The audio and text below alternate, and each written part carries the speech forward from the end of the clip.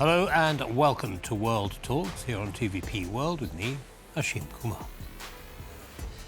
Trilateral peace talks in Geneva ended without a breakthrough, with President Volodymyr Zelensky voicing dissatisfaction over stalled political issues.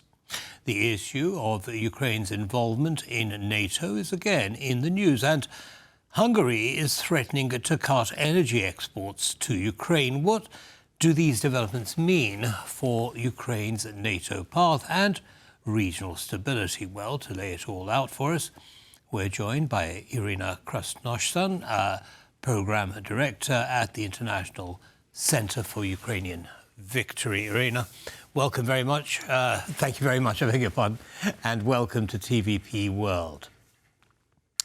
Okay, so I'd like to start... Thank you for having me. It's a pleasure. I'd like to start with the Geneva peace talks. Your overall observations on those 2 days. Well, first of all, I'll comment probably on what President Zelensky has mentioned. I think it is related to the fact that this time at the talks in Geneva, there was once again back the head of Russian delegation, Mr. Medinsky. He's basically known for giving very long lectures on Russian history and so on. So I think when President Zelensky talks about lack of progress on that track, he also refers to that particular individual, and probably the discussions itself were not very productive. But to give a broader picture, I would say that in general, I think that, we need to not only look at the particular individuals in the Russian delegation, but what Russia has been doing during these negotiations, because basically every round of the negotiations, be it in Abu Dhabi or in Geneva, was accompanied by Russian massive attacks on Ukrainian civilian infrastructure, on energy infrastructure. So on 17th of February, there was again a very massive attack just before the talks in Geneva. And I would say that in general, I feel that, the talks are not progressing, because it's one thing to discuss certain technicalities, which apparently some military groups do in these talks.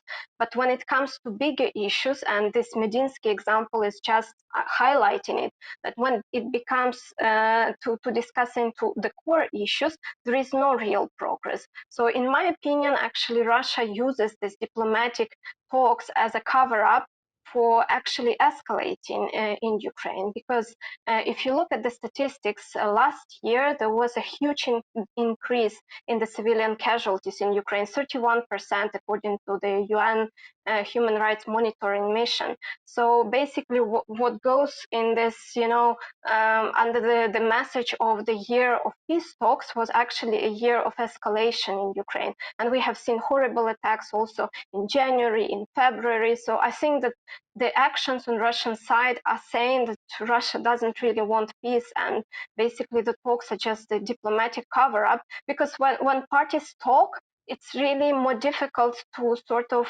ask for partners to provide more support to Ukraine, and because it seems like, oh, maybe the solution will be here very, very soon, but we see that more than a year of the negotiations and the solution is not there. So if there's no will for peace on the Russian side, why are they bothering with these talks?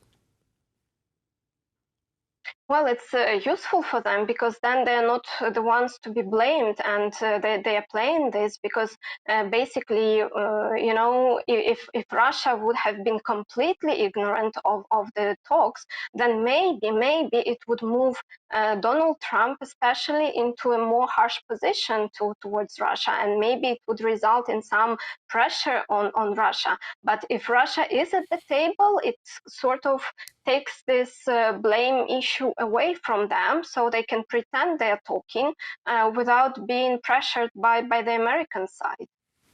Right. Now, President Zelensky has also said that he wants to see more European presence in these talks. Why do you think he wants that? Well, it's been on a Ukrainian side sort of like request. We were trying on the Ukrainian side to involve European partners for quite some time. I can recall, for example, the meeting in Paris that was happening before, and I think this time there was the first time that Europeans were also in some way present during the talks. Because I think that, you know, for Ukraine, it's not only important for Ukraine, it's actually important very much for Europe to be there, because we're discussing not only something that affects Ukrainian state and Ukrainian nation, we're discussing issues that will affect in the long term the European security. So it's good that, you know, the American side is being kind of putting these talks together, but I actually also favor the fact that Europeans should be at the table, because I think it was also raised by some of the European leaders at the Munich Security Conference recently, because they are understanding that basically European future security architecture can be decided without their involvement, and it's not really acceptable. So I think that it is important that Europe is being involved in the negotiations. So it would be a positive step if they would be at the table. Understood. I'd like to move on now to the issue of Ukrainian involvement in NATO discussions. And we have a short clip I'd like to share with you and the audience. I know the Americans and maybe some Europeans are discussing a new document with Russia, between NATO and Russia. When they have such a document, they can discuss everything. But for me, it's important that they discuss our potential place in NATO with us, not just with the Russians, with us, because it's about us. But they might do it also without us. Maybe we don't know something. In any case, we will react to surprises if they happen. Yeah, what do you think's going on there, Iryna? Well, with my previous background in NATO, I have worked for almost 12 years for the NATO office in Ukraine, actually. So I can say that I would depict this sort of rhetorics in the following way. I understand that there is an interest, at least on the American side, to come back to discussions about NATO-Russia sort of contact or cooperation. I mean, there was a NATO-Russia Council at some point of time, which was suspended after the Russian started the invasion of Ukraine. So I think the American side wants in some way to restore some of these channels of communication. And basically, I think that's what being under these discussions between NATO and Russia, maybe something about NATO-Russia Act and so on. But I also, I agree with President Zelensky that nothing should be discussed about Ukraine without Ukraine. And I think that generally in NATO there is consensus on that. So I'm quite confident that NATO will not be discussing the future of Ukraine just bilaterally with Russia, because it would undermine basically the whole logic of the alliance, because the alliance for long years and years have been repeating that third countries should not have a say into how some country perceives its NATO, integration path. And Ukraine was quite clear on how it sees its NATO integration path. It wants to be in NATO, but it should not be Russia who would say whether Ukraine should or should not be there. Right, you mentioned that Ukraine wants to be in NATO. How likely is it, do you think, that Ukraine will be invited to join? Well, unfortunately, NATO doesn't have consensus on this, and as we know, the alliance operates under the consensus. And so far, we know that American administration, and particularly Donald Trump, is against actually NATO membership for Ukraine at this point of time. Ukraine is conscious about it. It doesn't mean that Ukraine sort of changes its approach towards future membership. But I think that in the realistic terms, it will not happen in any coming years. But again, things change, policies change. So, I mean, what is a no today may be a yes in some foreseeable future. I think among European countries of NATO, European allies, there is a bigger understanding that actually it's not only Ukraine who needs NATO, but NATO also needs Ukraine, because European countries understand much better that Ukraine has an army that has such an experience and such battlefield experience, technological experience that would greatly benefit NATO structure. But the reality is that, yes, as I mentioned, consensus is needed and it's not there at this point of time. But many countries and many European leaders believe that it would be the best outcome if Ukraine were to join NATO, and it would strengthen actually European security. Right, I'd like to move on in the last couple of minutes that we have left, Iryna, to the situation between Hungary and Ukraine. Ukraine has stopped Russian oil going through its territory into Hungary, and in retaliation, Hungary is considering stopping the transportation of gas and electricity to Ukraine. How desperately does Ukraine need those resources from Hungary? I would just want to start with one particular point, because it was not just Ukraine stopping this transit, because it was a Russian attack on the energy facilities of Ukraine, specifically in the western part of Ukraine.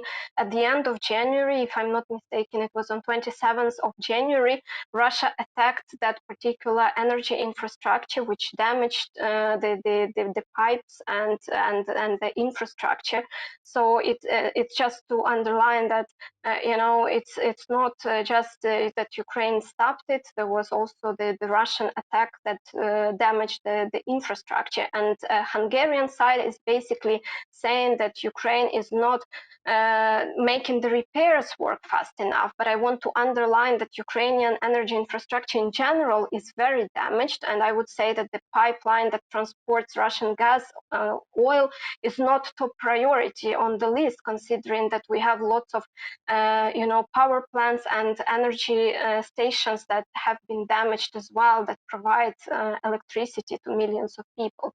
So I just wanted to clear that point. And then on the reliance on the Hungarian side, of course, in some ways it would be problematic, but we have alternative ways of ensuring the supplies. We have supplies coming from Poland. So hopefully this would not be a very difficult situation for Ukraine. And also really we have to say that winter is luckily slowly moving to the end. So I hope that the situation also would not be as dramatic as it has been with when we had -20, -30 degrees in Ukraine, and when, of course, there was a higher demand. But we should also remember that these are pre-elections time in Hungary, and Hungary likes to use Ukrainian topic quite a lot in this electoral debate. So I think there are several things related in this issue, and the elections are not. It should not be forgotten. Understood. Thank you very much for laying out those nuances for our audience, Iryna, and thank you very much for taking the time to join us tonight. Have a good evening. That brings us to the end of this episode of World Talks. Don't go away, news coming right up.